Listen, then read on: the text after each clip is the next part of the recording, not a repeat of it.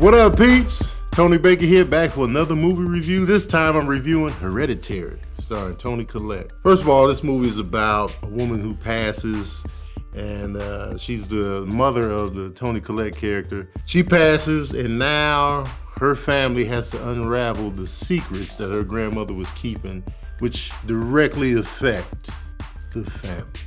That's all I can really say without, giving too much away. And let me tell you something. It's not a drama. It sounds like a drama. It even looks like a drama in the trailer, but let me tell you something. A drama, it is not. It's not a family drama. It's written by first-time director Ari Aster. Did I say that right? Ari Aster. This is his first directorial joint. I like movies where the writer and the director are one and the same. It gives the movie more of a signature. First of all, this is a movie that's gonna divide audiences because it's a lot to take in, it's a lot to digest. But I will say this, the acting is phenomenal. Toni Colette better get an Oscar nomination today.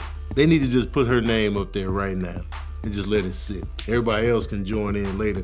But this performance is an acting workshop. I was like, wow, you know what I'm saying? And not just her, the cast is great, but her in particular, oh my God. The emotions, I was like, her playing this role made me tired. I was like, oh, Jesus. There's a little girl in here, Millie Shapiro. I've never seen her before. This is her feature film debut, apparently. Usually in horror movies, kids don't annoy me, but they use kids to be scary. Usually got the super innocent kid going through a lot, and then you got the creepy kids, the giggling little girls. Girls giggling is always used to creepy effect in movies. Like little girls playing and giggling is like, oh God. It's terrifying. I've heard little girls playing, like when I pass schools and stuff, it's not creepy. But in movies, somehow, side note, you ever notice every time you pass by a school with the kids out in recess, you always hear a playful scream? Anybody ever notice that? Like every time you hear kids playing, somebody screams. Like, why is that? Like when I was in recess, nobody screamed. But I bet you if a grown person passed us, they would hear like some kids screaming in play. It's weird. I don't know. Tell me in the comment section below if you screamed during recess ever. Because I didn't. And we was doing wild stuff. We was flipping out the swing backwards. We was fighting. No screams though. Anyway, that's neither here nor there. Back to the movie though. It's a slow burn. It takes a while to get going. Everything matters. Everything you see matters. But to the naked eye, you just like, all right, where we going with this? What kind of movie? And then it jolts you like, oh, this is where we're going with this. And then it kind of chills out again and like slowly builds back up until the end. The last third of the film is just like, this is what we've been doing the whole time. Okay, this is a horror movie. It was a horror movie the whole time. Had no clue. I was confused. I had a lot of questions after the movie was over. I had mad questions. What the hell did I just watch? What was going on? Why did this character do that? What did this mean? I had to go to the library and do research like Morgan Freeman in Seven after I watched this movie. I was just in there just reading stuff, checking books out, had the microfiche up, I was watching film strips and stuff. I had to read, I was on YouTube like, okay, well, what did this represent? It's one of those movies where you have to be like, so, okay. Like I was with my girlfriend, we saw it together. I was asking her mad questions too. Like I was posted up at the stoplight like, so what did this represent?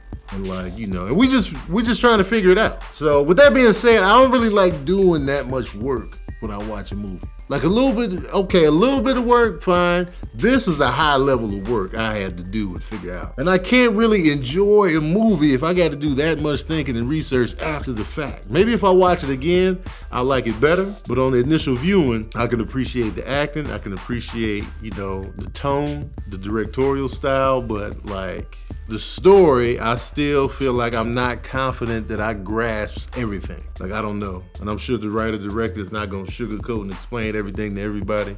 That's how they do. And if y'all been watching my reviews before, I don't like it when the director wants us to figure anything out on our own, all right? I didn't come here for puzzles and riddles. I'm not a private eye. I'm not a detective. Map out the story, tell us the story. Yes, okay, good story, bad story. Now the story will, all right, I gotta do a book report on this film. All right, bibliography. Cite my sources. All right, 12-point font, double space. When you see the trailer for this, the trailer is a bit confusing, which is good. I kind of like a confusing trailer. Just give me enough to where I'm like, okay, I'll check it out. And that makes for a more enjoyable experience. Like, I don't know what to expect. I don't know what's coming. I don't know where we're going, but let's go. And the suspense build up was great. Like, it was a good, like, all right. You know, sometimes the suspense wouldn't really give me satisfaction once I got to the final destination. Cause like I would get to like the destination and still be confused. I'd be like, okay, that's what that happened. But I still had questions. Like I said, maybe with a repeated viewing, I'd be like, cool, okay, this is way better now. I respect it, I liked it. I liked the way that it was shot, the performances, some of the tension. Definitely should not be hated by any means. It's a well put together film. Some of the beats were just too much for me in terms on the intellectual standpoint, I'll say. Not that I say I'm dumb, but it's just, you know, like I like movies where I'm like, all right, cool. Like The Conjuring 1 and 2, I enjoyed those movies because I cared about the families involved. It gave me chills, thrills, and I was like, cool. I understood what I watched. I was like, wow. The only thing I researched after that was the events that it was based on.